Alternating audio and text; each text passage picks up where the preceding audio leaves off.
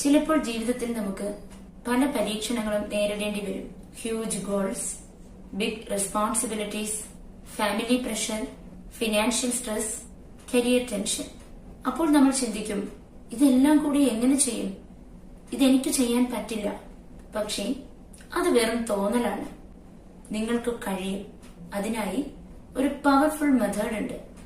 വലിയ കാര്യങ്ങൾ ഒരേ സമയം സോൾവ് ചെയ്യാൻ ശ്രമിക്കരുത്. One step at a time. ഈ സിമ്പിൾ ഐഡിയ നിങ്ങളുടെ സ്ട്രെസ് കുറയ്ക്കുകയും പ്രൊഡക്ടിവിറ്റി ഇൻക്രീസ് ചെയ്യുകയും ചെയ്യും. നമസ്കാരം, പുതിയ വീഡിയോയിലേക്ക് സ്വാഗതം. Any big tasks become manageable when broken into small steps. പല ആളുകളും വലിയ ഗോൾസ് കണ്ട് പേടിക്കുന്നു. പക്ഷേ സക്സസ്ഫുൾ പീപ്പിൾ എന്തു ചെയ്യുന്നു? They focus only on the next step. Why people feel overwhelmed? Overthinking ആണതിന് പ്രധാന കാരണം. Overthinking ഇന്നത്തെ ലോകത്തിലെ ഏറ്റവും വലിയ പ്രശ്നമാണ്. ഒരാൾ ബിസിനസ് തുടങ്ങണമെന്ന് ആഗ്രഹിക്കുന്നു. പക്ഷേ മനസ്സിൽ വരുന്നത് പണം എവിടെ നിന്നാകും, ഫെയിലിയർ ആയാൽ എന്തു ചെയ്യും, പീപ്പിൾ എന്തു പറയും, കോമ്പറ്റീഷൻ എങ്ങനെയായിരിക്കും. അങ്ങനെ ആക്ഷൻ എടുക്കുന്നതിന് മുമ്പേ ഓവർ തിങ്കിങ് കാരണം ആളിന് സ്ട്രെസ് ഉണ്ടാകും. സ്റ്റുഡൻസിനും സെയിം ആണ്. എക്സാം സിലബസ് മുഴുവൻ കാണുമ്പോൾ ടെൻഷൻ. ഓഫീസ് എംപ്ലോയീസിനും ഹൗസ് വൈഫ്സിനും എല്ലാം ടെൻഷൻ തന്നെ. കാരണം വലിയ കാര്യങ്ങളെയെല്ലാം ഒരുമിച്ച് തിങ്ക് ചെയ്യുമ്പോൾ ബ്രെയിൻ ഡേഞ്ചർ പോലെ കാണുന്നു. പക്ഷെ അത് ഈസി ആയിട്ട് സോൾവ് ചെയ്യാം. ഓരോ സ്റ്റെപ്പായിട്ട് മാത്രം തിങ്ക് ചെയ്യൂ. ഒരു സ്റ്റുഡന്റിന് 10 ചാപ്റ്റേഴ്സ് എക്സാമിന് പഠിക്കാനുണ്ടെന്ന് ഇമാജിൻ ചെയ്യൂ. 10 ചാപ്റ്റേഴ്സ് ഉണ്ടെന്നുള്ളൊരു തോട്ട് അവനൊരു സ്ട്രെസ് ഉണ്ടാക്കും. എന്നാൽ ചെയ്യേണ്ടത് എന്താണ്? ഓരോ ചാപ്റ്റേഴ്സായി ഓരോ ദിവസം പഠിക്കാനായി പ്ലാൻ ചെയ്യുക.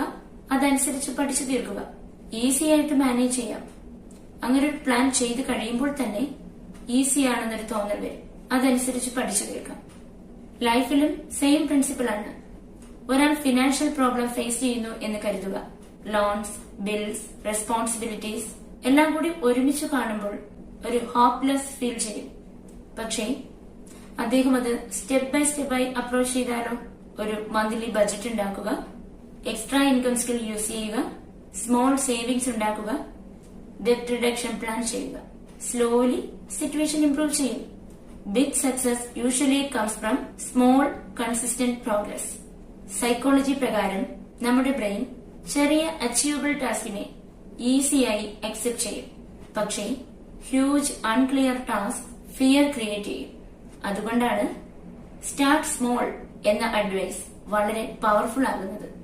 ഒരു സ്മോൾ ആക്ഷൻ കംപ്ലീറ്റ് ചെയ്യുമ്പോൾ ബ്രെയിൻ ഡോപ്പമിൻ റിലീസ് ചെയ്യും. കോൺഫിഡൻസ് ഇൻക്രീസ് ചെയ്യും. ദെൻ നെക്സ്റ്റ് സ്റ്റെപ്പ് ഈസിയർ ആകും.